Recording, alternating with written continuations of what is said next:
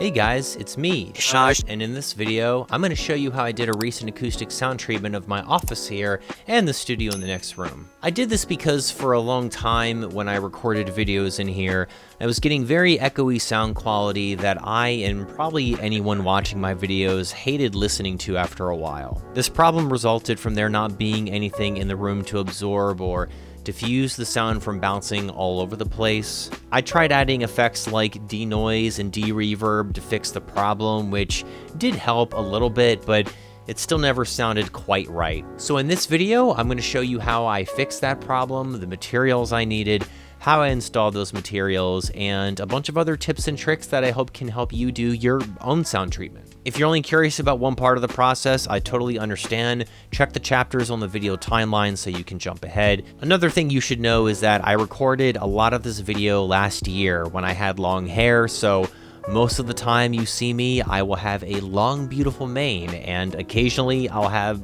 short hair. I hope that's okay. But no more wasting time. Let's talk about the materials I got, starting with the foams. Enjoy.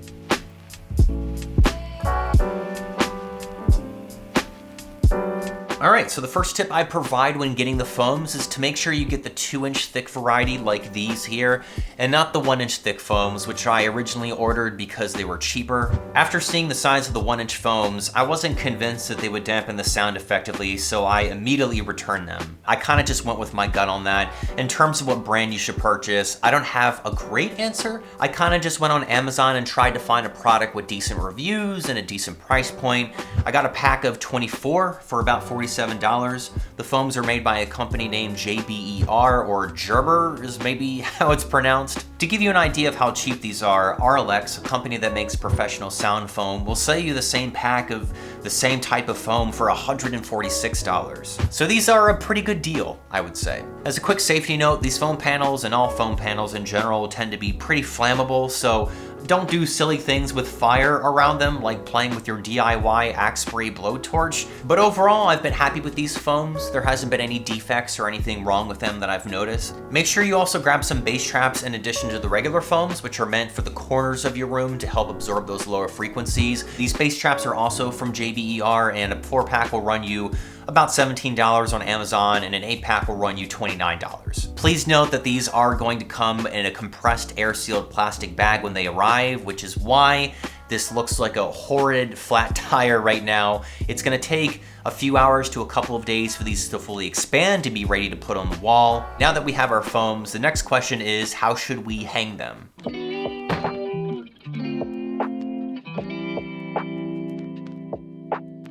My goal was to do it in a way that would be the least destructive to the walls, while also making sure they're securely installed so that if I touch them or bump into them accidentally, they wouldn't fall. The method I went with was to hot glue 6 of these foam panels to these 24 by 36 inch black corrugated plastic boards, or Coroplast as they're also called, and then attach 4 pairs of these heavy duty command strips to each corner of the board. You don't necessarily have to use Coroplast. You could also use poster foam or even cardboard as your base. I went with the Coroplast here because I like how sturdy and thick it is. These are fairly affordable on Amazon. You can get a 2-pack for about $25, which isn't bad in my opinion. If you're looking to get something a little bit cheaper, the poster foam or the cardboard might be a better option. The other great thing about these boards is that you can cut them to size if you only need to hang, say, 2 or 4 in an area. Make sure you've measured and marked where your boards are going to go. I'd highly recommend grabbing a laser level tool like this one, which will really help you make sure the tops of the boards are the same height and consistently leveled. I think you can grab one of these on Amazon from anywhere from like $40 to $100, depending on the one that you get. I think a $40 one should be fine, especially if you're not working in a massive area. I'll be sure to include an option that's in the ballpark of like $40 to $50 in the description below. When getting the command strips, make sure you're getting the heavy duty Velcro kind and not the smaller adhesive kind, which didn't really do anything for me. They didn't work at all for the foams or the boards. They're not sticking very well. Don't know if this is gonna work. While the heavy duty kind aren't exactly cheap, you can find a pack of 96 strips on Amazon for about $36, which I believe is cheaper than most other stores. I do want to note the command strips can peel the paint of your walls if you're not careful when removing them. It's especially easy to do this if they've been attached to a heavy object for a long time. I still went with them because the corrugated boards along with the foams are pretty light, and in my experience these are very secure, clean, and a lot less destructive than adhesive spray and nails.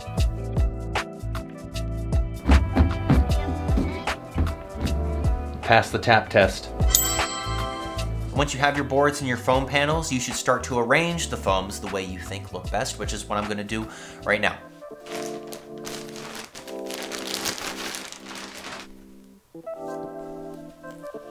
I like it when the panels are varied like they are here. I'm not sure if this actually does anything to improve the sound absorption. I just think it looks more aesthetically pleasing than just having them all horizontal or all vertical, you know? Now that you've got your foam panels arranged on the board, we're gonna go ahead and use a hot glue gun to attach them. I'd recommend using this over Gorilla Glue as it dries faster and it's generally just easier to use. Getting Gorilla Glue on your skin is like the most irritating feeling of all time. I don't recommend. You can get a glue gun like this at Lowe's or Home Depot and 2 bags of glue sticks for about $40 and it will do the trick. Let's go ahead and get it done. When I do this, I like to do a square pattern first, like this. And then I'll do like an X pattern after that, which I think is like the best pattern you can do to make sure that all parts of the foam are secure. Make sure it's oriented the correct way when placing it. All right, I think this first side is good. Let's do the other side.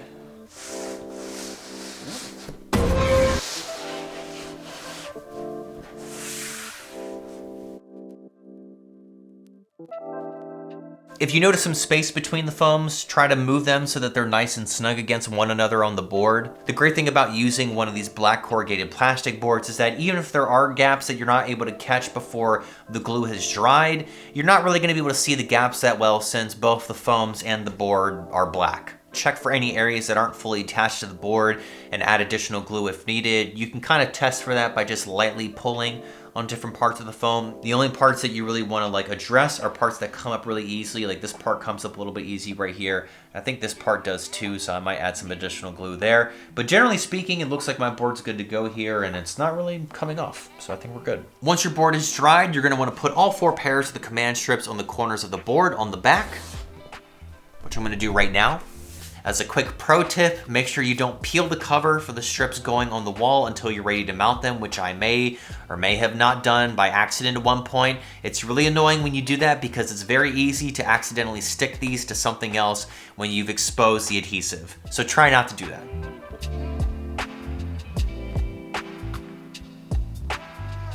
And now we're putting the wall side strips on. All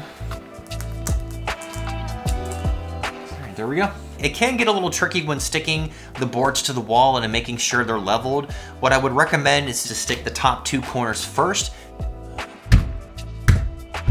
and then move on to the bottom ones. Oh, I hate this part. You could try sticking all 4 corners to the wall at once. It's not impossible to get it leveled that way, but it can be harder to make adjustments if you don't get it right the first time. Now that I've explained the process and gotten one of these foam boards done, let's do the rest and move on to the bass traps.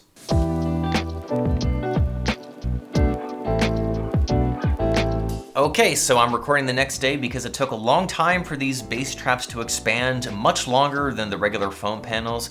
I ended up soaking these and then using the dryer because they didn't expand that much after just using the dryer for about 15 to 20 minutes. Usually 15 minutes is more than enough for the regular foam panels. If you do soak these bass traps, you're definitely going to want to keep the foams in the dryer for a while. I would check on them frequently when doing so, as the foams can get damaged if they're exposed to heat for too long. Unfortunately, some of these bass traps after expanding do look a little crooked and kind of janky, like this one here. This corner is a little warped and kind of screwed up. Some of the bass traps in my other office also looked kind of weird after they expanded, although I don't remember it looking this bad. Maybe some of these imperfections will go away with time and they'll straighten out once they've been on the wall for a while. But if you want some bass traps that come out of the package looking a little less crooked and janky, then it might be a good idea to look for a better quality brand. So I didn't use command strips when attaching the bass traps at first. I opted to use two-sided tape, which is a lot easier to stick into the corner of the ceiling than the command strips. You can get a 2-pack of this Gorilla Tape on Amazon for about $22. 2 rolls is going to be enough to stick at least 4 bass traps to the wall if you follow my method. I would recommend getting an extra roll or 2 because this stuff can be difficult to work with sometimes. The downside of double-sided tape, ladies and gentlemen. Overall, the tape has held up fairly well and kept the bass traps attached, but I wouldn't say it's as secure as the command strips. Fortunately, most bass traps are installed in areas that are harder to get to, like the corners of your room and the ceiling. But if you want the bass traps to be super secure, I'd maybe use the command strips. In my experience, this tape works best when you apply 2 strips, one being on the front and the back of each side. Oh my god, f you. Oh my god. Ugh. There we go. All right, it's gonna look something like this right here. There's another cover. All right, it's gonna look something like this, just like the command strips. There's a cover protecting the adhesive on this side right here. Generally, you want to try to hang these vertically, at least that's what the box will tell you to do. I've had no issue hanging it horizontally in the ceiling corners, but just something you should know. If you're using command strips, you're just going to directly apply them to each corner of the bass trap, just like we did with the boards. I'm going to try to use the double-sided tape for everything so I can reserve some of the command strips, and we'll see how that goes. All right, so it looks like I kind of ran out of double-sided tape here. This is my last one. I still managed to get 2 strips on here, which could possibly work. I'd still prefer having at least 2 on each side, so I'm probably gonna go ahead and grab another roll. But now that we figured out how to mount these and our boards, the next step is to determine where to put them. There's a variety of ways you could go about placing your foam, but the first thing you need to ask yourself is, what am I trying to do? If you want to do a professional treatment for an office where you're listening to near-field monitors or computer speakers for music or video editing, you should try to be as precise as possible with your placement. You'll mainly want the foams in areas where the sound is going to first reflect. You can figure out where these areas are by sitting in your ideal listening position and then get a friend to move a mirror on the wall until you can see the speakers in the reflection. You can also achieve this method by essentially taking a mirror and attaching it to a boom pole like I've done with this crappy rig right here. This isn't even a boom pole. This is really a monopod that I've repurposed as a boom pole. I'm just gonna take this and move it until I can see the other speaker or one of the speakers in a spot. So that's about flush with the wall. I'm gonna move it and I can start to see the other speaker completely like right here.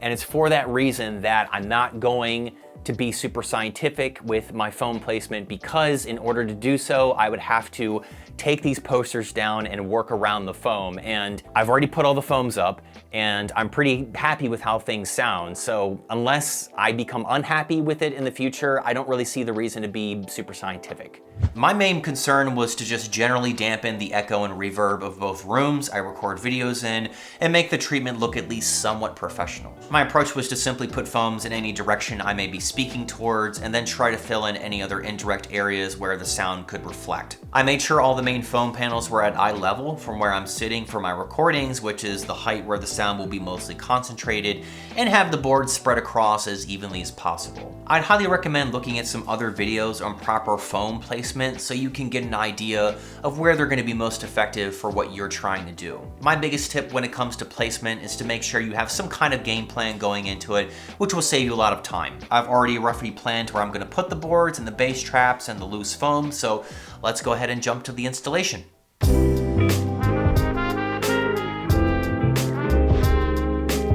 All right, so all the panels have been put up. I think they're good to go. The first place I started in the studio here was this wall. I thought 2 boards at the center and some additional bass traps in the corners and the ceiling, along with 2 regular foams on the sides and walls here, would be good for this part of the room. Another great thing about using these boards that I didn't mention earlier is that they're fairly portable. So let's say for whatever reason I decide that I want to shoot into this corner. It's not a big deal in terms of trying to put decorations or something else here, because I can can very easily just take this off the wall and then just move it somewhere else. And if I decide that I want to put it back later, I can very easily do that. I might not be able to get the best level.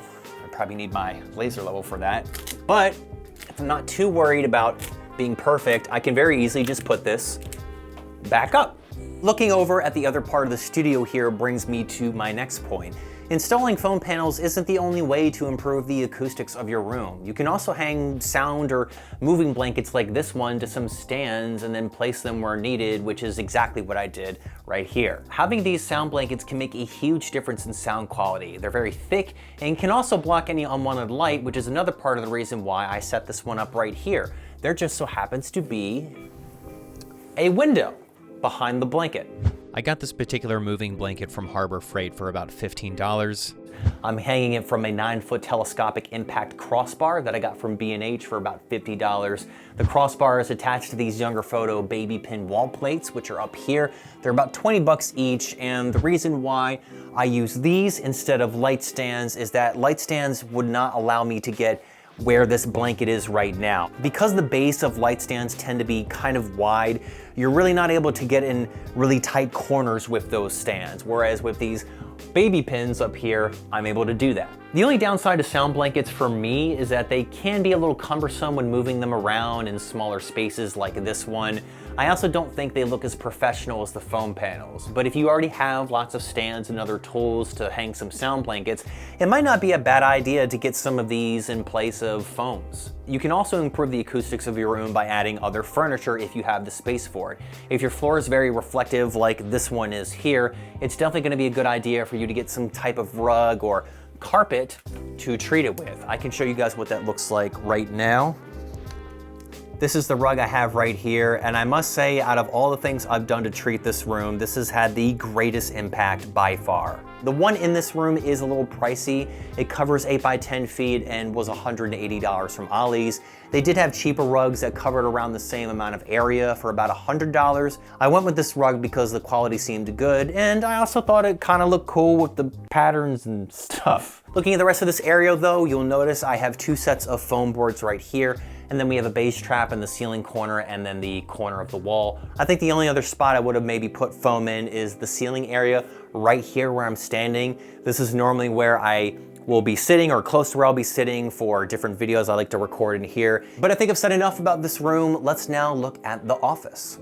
So here's the new office space. As you'll see with this wall, I added 2 of the boards behind the computer right here, and then there's a foam panel on each side over here. This has probably made the biggest difference in terms of the listening experience of my Rocket speakers. I think there was a lot of sound reflecting off of this back wall, but since I've put up these foams, I've definitely heard an improvement. Across from the computer space here is the closet area where I've put 3 on the door, 3 on the wall, and then we have 2 bass traps in the corner. I would have liked to have added more foams to absorb some of the sound coming from the Rocket speakers over here, but this isn't really an ideal place to put foams anyway, so I didn't even know if it would have been worth it for me to try to put a foam in every single nook and cranny. But moving on, this is the area of the room that I went really hard with when it came to adding the foams. I even hung some foams up on the ceiling here, which is pretty close to where I'm sitting. Like I said earlier, it's good to have some foams to kind of block any reflections coming from above. This might be overkill, honestly. There's a chance I could have gotten away with just using 2 boards and maybe adding some foams in between, but I really wanted to make sure this area was dealt with because this is the area I'm going to be predominantly speaking towards when I do any video in here. Now that you've seen where I've put everything, let's jump to the most important part, this sound test. Corner of the room, this is a sound test.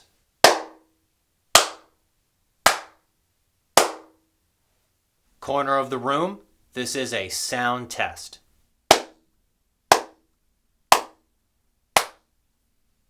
This is the other corner of the room. This is a sound test.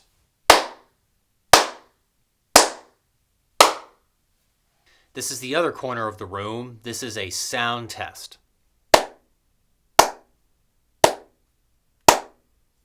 Center of the room.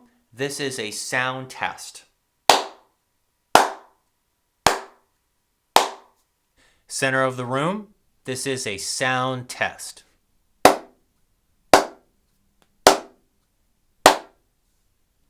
Center of my office, this is a sound test.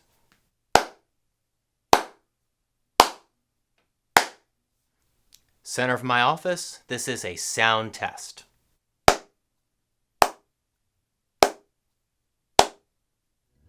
I just finished listening to all the tests on my headphones, and there is definitely a noticeable difference in the before and after, especially in the first 3 tests in the main studio. You might have noticed in the test notes that I actually had the bass traps installed in the before test in the office here. That's because I unfortunately screwed up the first test when I hadn't started adding foams, so I had to redo it.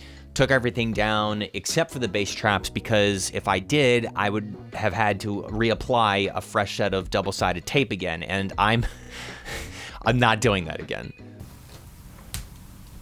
Oh my God. But even with the bass traps installed, you can still hear a subtle difference in the before and after. Let's play it again. Center of my office, this is a sound test.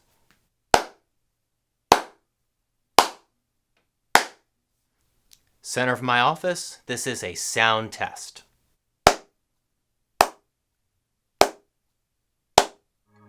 You can really hear it in the clap portion of the test, where you're hearing a lot less reverb in the after. So yeah, I'm pretty pleased with how my DIY sound treatment came together, and I wasn't even being super scientific about it. I also don't think it was too expensive. The total for all the essential items I bought, including the 9 coroplast boards, 94 pieces of foam, glue gun and glue sticks, and 108 pairs of command strips, came to about $450. If you were to include the rug, the crossbar, the sound blanket, and the younger photo baby pins, the total comes closer to $750. That might seem like a lot, but you have to keep in mind that I was treating 2 10 by 12 foot rooms. Even though I did spend a good amount of money treating these rooms, both of them sound so much better now, and as long as I treat these foams well, they're gonna last me a long time. I would also encourage you to try to find other solutions. If the coroplast or the types of foams I got or the command strips are too expensive for your taste, try other solutions. Try nails, try adhesive spray. Do what you think will work best for you and your wallet. And with that, I think that's gonna be it for me. I hope this video was helpful to you. If you wanna show your support, please consider buying these items through the affiliate links in the description below. I've already done the searching for you. You don't have to Google it. You don't have to go on Amazon and find it. I already did it for you. If there was something I didn't cover that you have a question about, feel free to post it in the comment section below, and I will answer it as soon as I can. If you like what you see, make sure you like this video and subscribe. Also, let me know if I should make more content like this in the future. It was challenging, but a lot of fun. Until next time, I'll see you later. Take it easy.